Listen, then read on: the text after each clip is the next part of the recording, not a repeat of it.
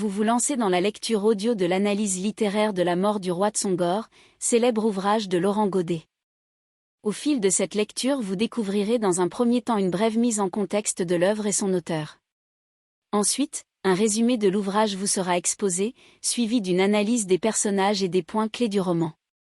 Une fois ces différents points abordés, il ne nous restera plus qu'à conclure cette écoute par quelques questions qui pourront alimenter encore davantage votre réflexion. L'auteur.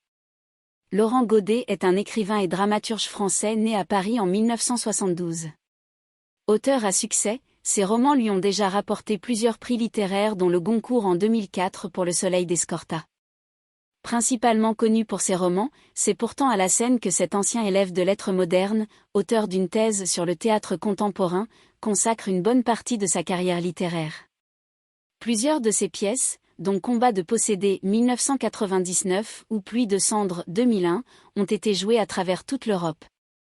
Son œuvre romanesque, puisant aussi bien aux sources de l'actualité Eldorado, Ouragan, 2010, qu'à celle de la mythologie antique La mort du roi Tsongor, 2002, La porte des enfers, 2008, tire sa singularité d'un univers très symbolique et d'une inspiration dramatique. L'œuvre. Publiée en 2002, La mort du roi Tsongor est un récit épique et tragique. Il a reçu le prix Goncourt des lycéens en 2002 et le prix des libraires en 2003. En Afrique, dans une antiquité imaginaire, le roi Tsongor s'apprête à marier sa fille, Samilia, au prince Kwam.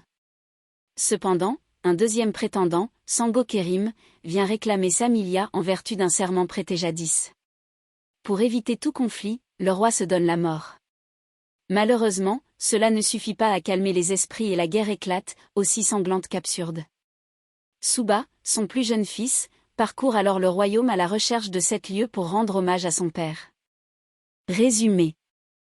Le mariage de Samilia et le suicide du roi Tsongor.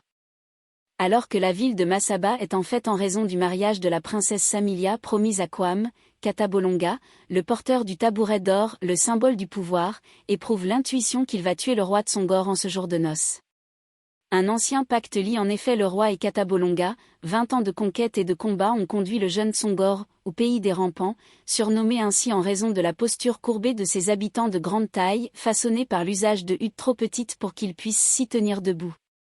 Katabolonga est l'un d'entre eux. Sa famille et son peuple ayant été décimés par Tsongor, il veut se venger et va à la rencontre du souverain. Après avoir entendu Katabolonga et compris son ressentiment, le roi est horrifié par ses propres actes meurtriers. Il lui offre alors sa mort, le dernier des rampants pourra ainsi racheter l'honneur des siens quand il le souhaitera, tout en restant au service de Tsongor pour lui rappeler ses méfaits.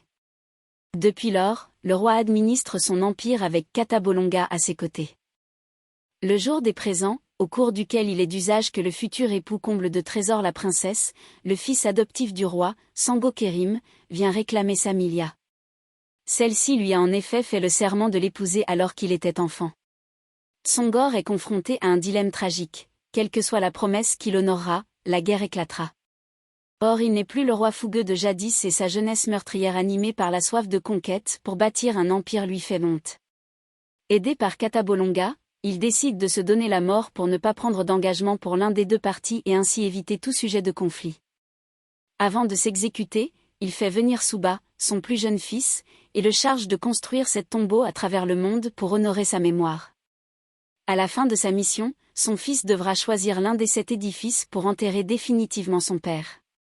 À Katabolonga, le roi confie la pièce qui paiera son passage dans le monde des morts, le chargeant de la lui rendre lorsque Suba reviendra, afin qu'il puisse payer le passeur de l'au-delà et enfin trouver la paix parmi les morts.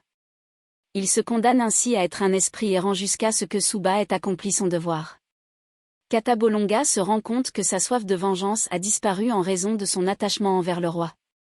Tsongor se tranche pourtant les veines, son ami l'achève à contre-séhur pour mettre fin à ses souffrances. Le deuil s'abat sur Masaba que Suba quitte en silence dans la nuit. Des femmes accrochent un voile noir à sa mule pour annoncer aux autres peuples du royaume la mort du roi et le malheur tombé sur la cité. De leur côté, Kwam et Sango Kerim se présentent tous deux pour revendiquer Samilia.